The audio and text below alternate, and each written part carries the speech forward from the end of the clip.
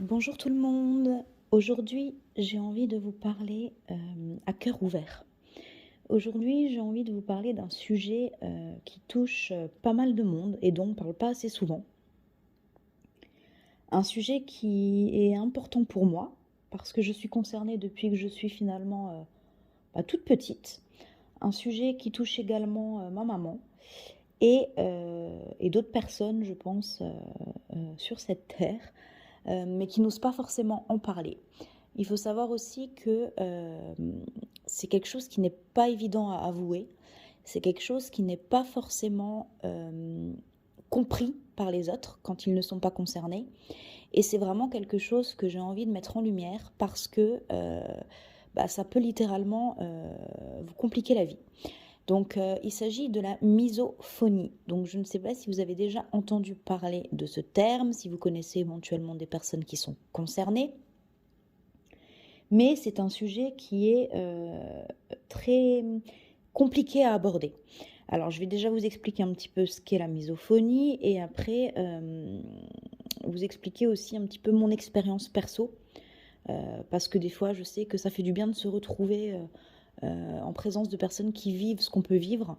Et c'est pas forcément toujours très facile de trouver des gens qui puissent comprendre ce qu'on ressent. Voilà. Donc la première étape, c'est de comprendre qu'est-ce que la misophonie. La misophonie, c'est tout simplement la haine des bruits. Donc je vais vous expliquer ce qu'est la haine des bruits. La haine des bruits, c'est la difficulté à supporter des bruits, mais uniquement des bruits faits par d'autres êtres humains. Alors ça peut être des bruits de mastication, ça peut être des bruits de quelqu'un qui se ronge les ongles, ça peut être un bruit de reniflement, un bruit de respiration forte, un bruit provoqué par un être humain sur un clavier par exemple, des talons dans un supermarché, quelqu'un qui va marcher derrière vous quand vous êtes concentré par exemple dans un rayon, vous avez quelqu'un derrière qui marche en talons, les bruits des talons sur le sol. Ça peut être, qu'est-ce que ça peut être d'autre? Ça peut être le bruit d'un stylo en bouche qu'on mâchouille, les pop-corn au cinéma, ma hantise. Enfin voilà, c'est tout un élément et tout un groupe de bruits finalement qui sont générés par les êtres humains. Ce ne sera pas un bruit sourd, ce sera rarement une machine à laver qui tourne ou, euh, ou un aspirateur ou des choses comme ça. Ce sera vraiment quelque chose provoqué par l'autre. Alors vous allez me dire que c'est dur à vivre. Alors oui, je confirme, c'est dur à vivre et on peut éventuellement passer pour des gros fous ou folles. Or, ce n'est pas du tout le cas. Déjà, c'est la première chose à faire, se sortir de la tête le fait qu'on est fou ou folle. Ce n'est pas du tout le cas. Tout se passe au niveau du cortex cérébral. Donc, ce n'est absolument pas de la faute de la personne. La personne n'est absolument pas responsable de cette obsession, parce que ça devient une obsession, je vais vous expliquer après pourquoi. Donc du coup, c'est vraiment quelque chose qui est indépendant de la volonté de la personne qui le subit. Donc ça, c'est très très important, il faut le savoir. Euh, il faut aussi savoir que c'est pas quelque chose qu'on provoque, c'est quelque chose qui vient à vous. Il n'y a pas forcément d'éléments déclencheurs. Il peut y en avoir, mais c'est pas une obligation.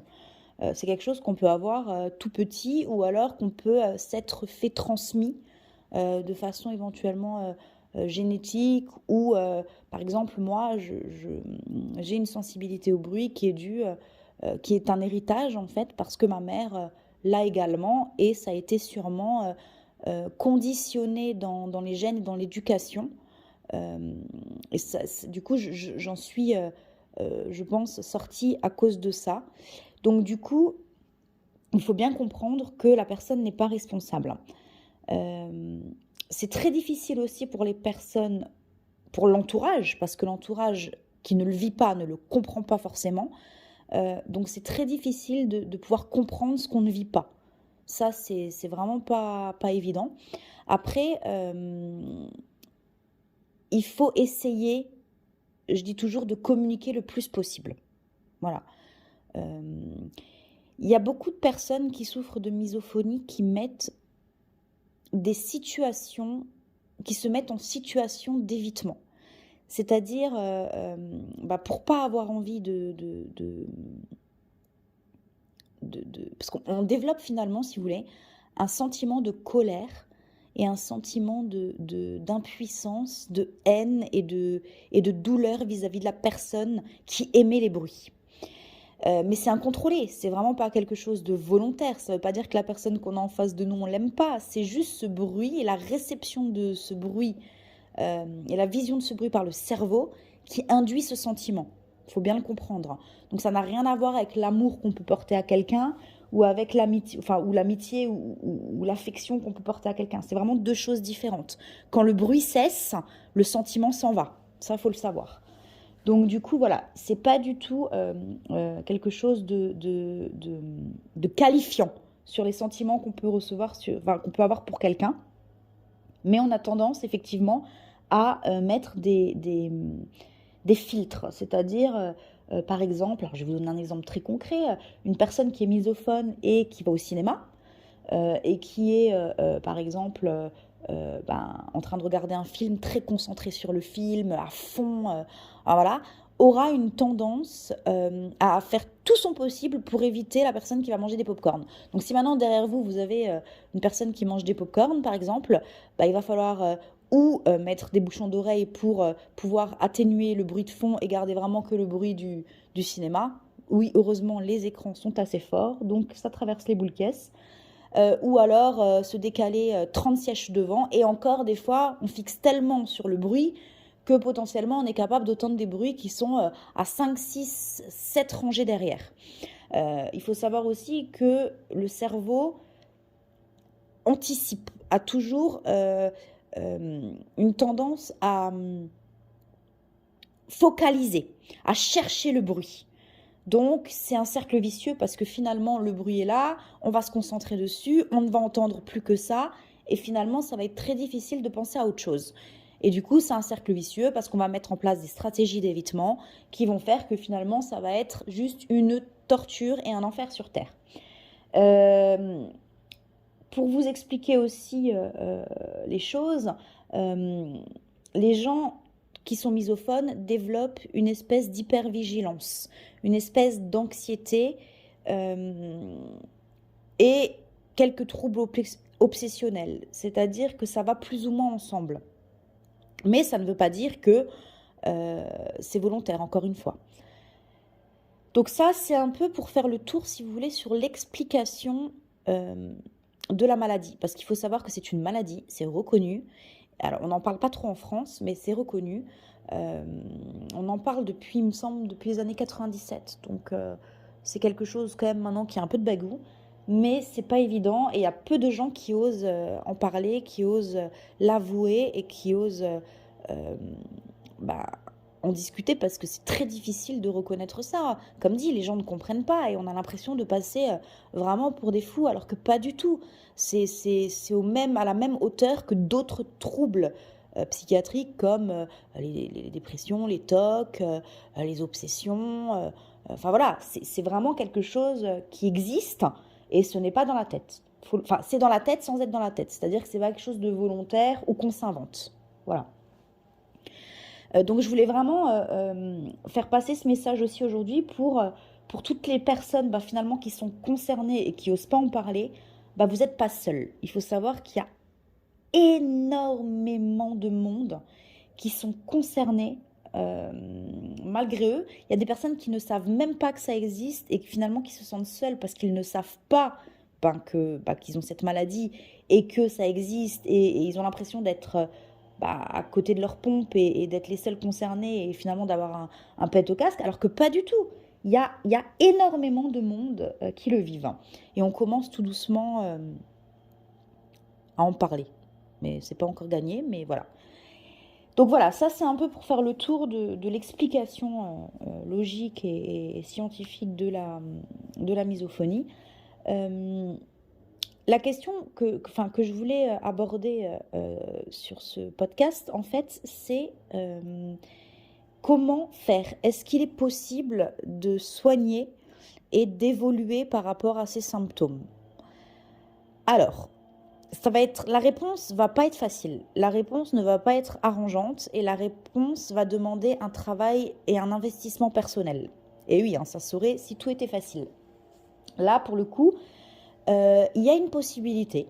On peut effectivement atténuer les symptômes, voire guérir de la maladie, mais ça va demander un investissement personnel et vraiment une rigueur. Il faut savoir que une des seules solutions pour bah, pouvoir avoir une chance de faire évoluer ces symptômes et de pouvoir éventuellement guérir de cette maladie, c'est de se confronter à celle-ci. Je m'explique. Il va falloir, de façon très progressive, mettre en place une stratégie de réadaptation et de rééducation du cerveau. Il va falloir en fait dire concrètement à votre cerveau que le bruit fait partie de la normalité, que le bruit n'est pas gênant, que le bruit ne doit pas être vécu comme une agression, que le bruit fait partie grosso modo des meubles et que c'est quelque chose de normal. Donc grosso modo l'inverse de ce que votre cerveau pense. Comment faire? Alors, comment faire? Eh bien, tout simplement, tout simplement. Non, je suis désolée, c'est pas simple, mais il va falloir mettre en place une confrontation de votre cerveau au bruit, mais de façon progressive. Parce que si vous lui donnez tout de suite trop de matière, votre cerveau, il va vriller et il va dire attends, tu sais que je déteste et toi, tu me tortures en m'imposant quelque chose qui est juste insupportable pour moi. Donc, ça ne va pas être facile. Mais il va falloir le faire de façon progressive.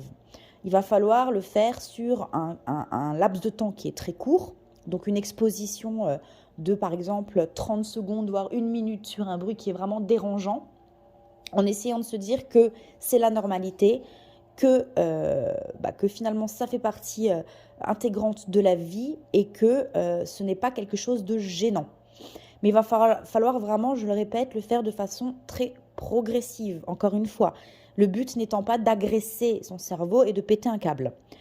Donc du coup, voilà, il va falloir en fait s'exposer progressivement, sans situation d'évitement, sans essayer de prendre la fuite, au bruit dérangeant en se disant que c'est normal, que c'est quelque chose qu'il faut accepter, en écoutant également ce qu'on ressent à ce moment-là et en essayant vraiment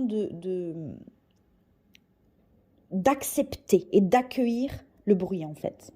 La respiration peut aider aussi à ce moment-là.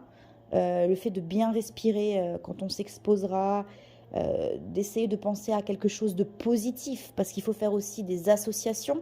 Par exemple, bruit qui dérange, pensée positive. Donc ça, c'est très important aussi. Et alors ça prend pas 3 jours, hein.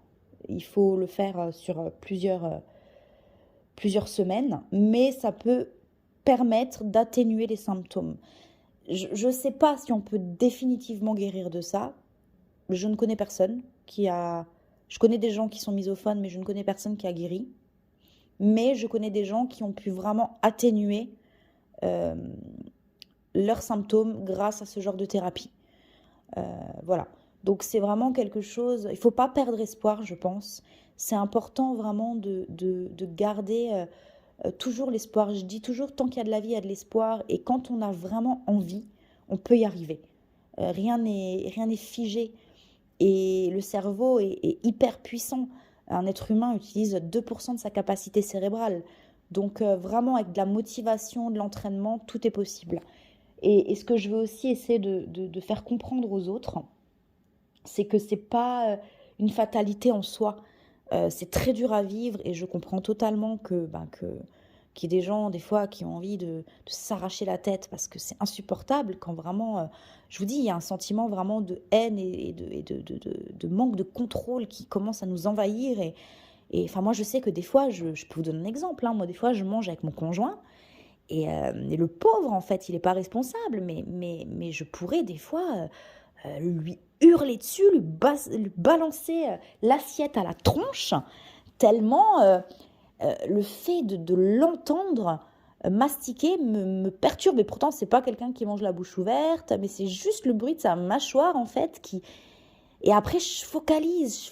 Donc, je suis obligée de mettre la télé à fond quand on mange, mais c'est pas bon, parce que finalement, je ne fais que dissimuler le problème. Et c'est pas comme ça que je vais guérir, ça c'est clair. Maintenant, c'est vrai que c'est très difficile de s'exposer à quelque chose qui vous développe un sentiment d'impuissance et de haine. Et puis alors, bon, il m'accepte comme je suis, hein, mais je veux dire, je pense que ça doit pas être facile pour lui non plus. Donc c'est vrai que c'est quelque chose qui est vraiment compliqué et à vivre pour soi-même, mais pour l'autre aussi, il faut le savoir. Donc c'est vraiment quelque chose, euh, je pense, qui vaut le coup d'être étudié et sur lequel il peut être intéressant de travailler, que ce soit pour soi-même ou pour les autres, mais surtout pour soi-même. Donc voilà. Euh, je pense que je vais peut-être refaire éventuellement un podcast audio euh, sur les techniques de respiration euh, et d'exposition à certains troubles obsessionnels. Je pense que ça peut être intéressant.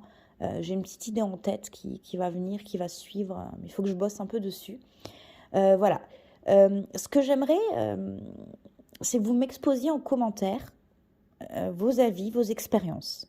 J'aimerais surtout vos témoignages, en fait. J'aimerais savoir quels sont les bruits qui vous perturbent, quelles sont les stratégies que vous mettez en place, comment si vous avez réussi à vous en sortir ou à atténuer les symptômes, comment. N'hésitez surtout pas à revenir vers moi, c'est vraiment quelque chose qui m'intéresse, que j'ai envie de développer et de comprendre encore plus et d'approfondir. Donc surtout, n'hésitez pas à me laisser vos commentaires. J'espère que cette vidéo vous a permis finalement de pouvoir comprendre un petit peu plus la misophonie, de vous sentir rassuré si vous êtes concerné. Et voilà. Donc moi, ce que je vais faire, c'est que je vous fais de gros bisous. Je vous dis à bientôt. Et surtout, surtout, surtout, ne vous prenez pas la tête. Bye.